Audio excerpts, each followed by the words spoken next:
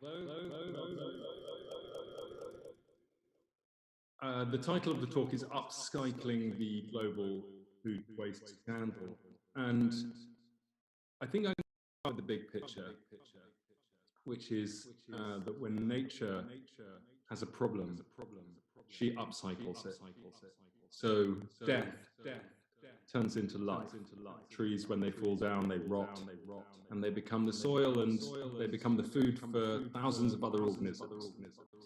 And everything that is destruction in nature is actually creation. Of the world, Monsanto and Cargill, proposing their solution to this problem. Their solution is, indeed, depending on who you're listening to, we need up to 2 times the amount of food on planet Earth by 2050 than we have at the moment. That's to satisfy both population growth and also a shift in consumption.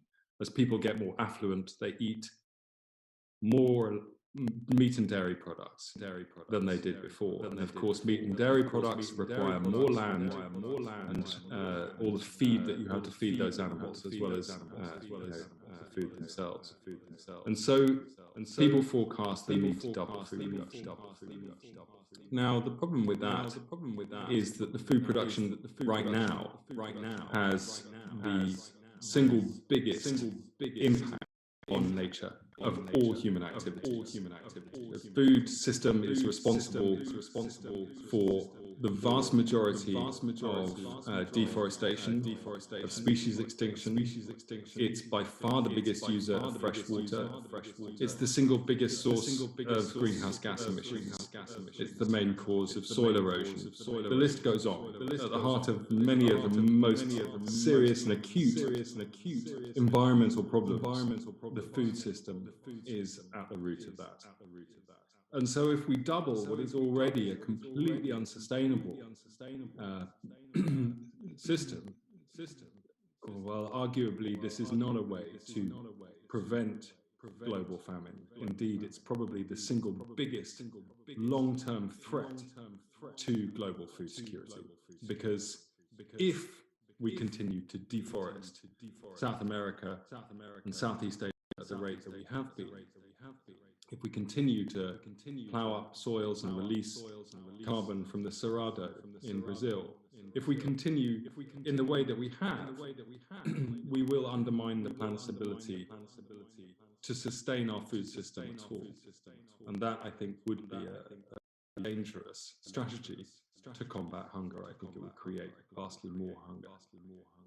And unfortunately, although technology has offered some really promising opportunities to massively increase food production without an increase in environmental impact. So all the indoor cultivation that you hear about in Holland, the massive yields that result from that, the promise of genetic modification, although no GMO has increased productivity, it's reduced other problems, but not increased productivity. All of these things are on the horizon and they may deliver. But at the moment, the cheapest, simplest, and most prevalent way of increasing food production is simply to increase the global frontier of agricultural production. That means chopping down forests and replacing other natural landscapes with fields to grow more food. So what would be an alternative strategy to doubling food production and undermining the Earth's biosphere's viability? Well, I have focused on 2 issues. And the first is, obviously, do we need to eat as much meat and dairy product as we currently do in rich countries? We are being told by the WHO that it far exceeds what is healthy for our own health, let alone planetary health. So reducing meat and dairy consumption is an obvious win. The other one, even more obvious, is reducing food waste.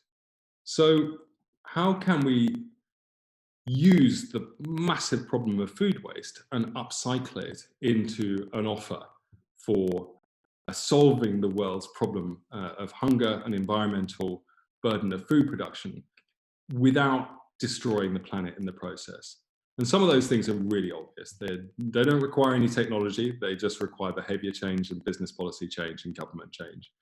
And I'm pleased to say that in the last 20 years of campaigning on this issue, there has been a seismic shift in attitudes and practices towards this problem. We can start with this image, which is what I see whenever I go around the back of a supermarket. Unfortunately, this continues to this day, which is really good food being dumped into dumpsters, and most people have become aware of this. But 20 years ago, public awareness around this issue was more or less zero. Supermarkets didn't want to talk about this problem. They were literally sweeping it under the carpet. No nation-state governments had policies or budgets to tackle the problem. And the international institutions of the UN and the World Bank and the IMF had no focus or policy framework to tackle food waste. All of that has now changed. The UN has issued a Sustainable Development Goal, number 12.3, to halve food waste by 2030. That's a goal that I'm an official UN champion of. And you can't be a big food company these days without having something to say about your food waste and what you're going to do about it. And nation-state governments around the world have been issuing more and more ambitious legislation to tackle the problem in a number of different ways. So this food, for example, in many countries now is being encouraged to be donated to charities as one potential outlet for it. So in France, and in the USA, there are tax breaks for companies that donate their food, and of course the famous French law that discourages supermarkets from dumping or donating their food waste. And many of the states in the USA are now publishing even more ambitious targets to tackle this problem. Underlying all of these policies, all of these ideas, all of the practices, I like to think of the word companionship. Companionship is obviously a Latin-derived word, and it resonates throughout the Latin world. Copain in France, compañero, Spanish and Portuguese. These words mean somebody you share food with. Com is, of course, the Latin for with, and pan is the Latin for bread, and a companion is literally somebody you share food with. This is a universal human behavior, to use the sharing of food as a way of building friendship, as a way of building society. Indeed, it's a universal great ape behavior. Our closest animal relative, the bonobo or pygmy chimpanzee, has food sharing so deeply entrenched within their social fabric that when a bonobo has surplus food, instead of wasting it, they will go out and proactively find other bonobos to share that food with. And interestingly, they'll choose a stranger over and above a friend if they have the choice to share that food with, which seems counterintuitive, but there's a really important lesson there. They're essentially turning surplus food into social capital to make more friends. So when I calculated in my book in 2009 that we were wasting 1/3 of the world's food supply, and that the UN and other studies since then have kind of ratified that figure, I don't just think of the massive environmental burden of food waste. I think what a waste of potential friendship if we had given that food to other people, or at least made it available to them. Think of the number of friends we could make with that surplus food rather than wasting it. So I've made my life mission to make lots of friends by ensuring that food of this nature gets to people and is consumed rather than being wasted. And really to encourage the world's food system to re-establish what is a broken spirit of companionship. When you see food in a bin like this, that is a failure of companionship. That is putting food that could have fed people, that could have nourished our fellow humans into the bin. It's bad companionship with planet Earth, obviously, because of all the environmental burden of producing this food. And I believe that if we put the positive, proactive, social and celebratory element of sharing food and eating it rather than throwing it away at the heart of our mission, that's how we're going to get people to join us. I'll come on to the company that I launched on this footing in a moment, but suffice it to say that our motto is, if you want to change the world, you've got to throw a better party than the people destroying it. If we can invite people to the feast, they will come. And I like to think of myself as more of a hedonistic kind of environmentalist than the hair-shirted one. It's more about squeezing every last drop of deliciousness and beauty out of the earth and everything that it gives us, and indeed of each other, than it is of going without or scarcity. So the kind of food that I see being wasted around the world would be, I believe, shocking to pretty much anyone. And everyone will be able to see ways of upcycling this tragic waste of food into opportunities to feed people and create good companionship. This is 1,000 tons of tangelos, of kind of orange, being wasted in Peru. I visited Peru a few years ago and met farmers up and down the country who were growing food for European and American supermarkets. These particular citrus fruits were being grown for a UK supermarket, but because they had very minor skin blemishes or were 2 millimeters too small for the specifications of the supermarket, they rejected them all. This is a routine occurrence, and the farmer had nothing better to do with them than dump them in a hole in the desert, where of course they decompose anaerobically, creating a lot of methane, thus doubly contributing to climate change. And you see this pretty much everywhere. These are bananas that are the wrong shape or size for Carrefour, who had ordered these supermarkets. I will say that a lot of change happened here. This is in the making of a documentary that I made with Canal Plus in France, and subsequent to this film and the various campaigns that we ran off the back of it, Carrefour completely changed its banana supply chain and minimized the waste of bananas. But this is still a routine occurrence in other supply chains where ugly fruits are being wasted rather than being destroyed, rather than being used. So when I started campaigning on this on a larger scale about a decade ago, one of the simplest and most clear ways I thought that I could convey the idea that we needed to upcycle this problem of food waste is by just organizing huge feasts for 5,000 or more people, all for free and all using this kind of food that would otherwise be wasted. And we did that in capital cities around the world, bringing together organizations into alliances that launch national movements to tackle food waste. And we always did it with a big smile on our face. Obviously, there is anger and there is grief about the colossal environmental burden that is being put on the earth and the destruction that we are committing on a daily basis in the quest to grow more food. But rather than dwelling solely on that grief and anger, we also need to upcycle it into something that we can celebrate. And that's what these events were all about. And we did them across Europe and the USA. This one was down in Nairobi, where we found egregious levels of food waste in the supply chains of European supermarkets. Again, the beans and other fruits that the Kenyans were growing, it's all being wasted because they were cosmetically imperfect or whatever. More recently, having set up a campaigning charity called Feedback, which has campaigned all over the world for several years on the issue of food waste and food sustainability more generally, meat consumption and the rest of it. Fundraising for that charity has always been a pain.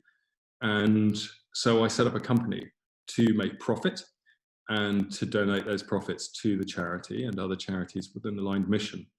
And the company I set up is really the spirit of companionship in a bottle.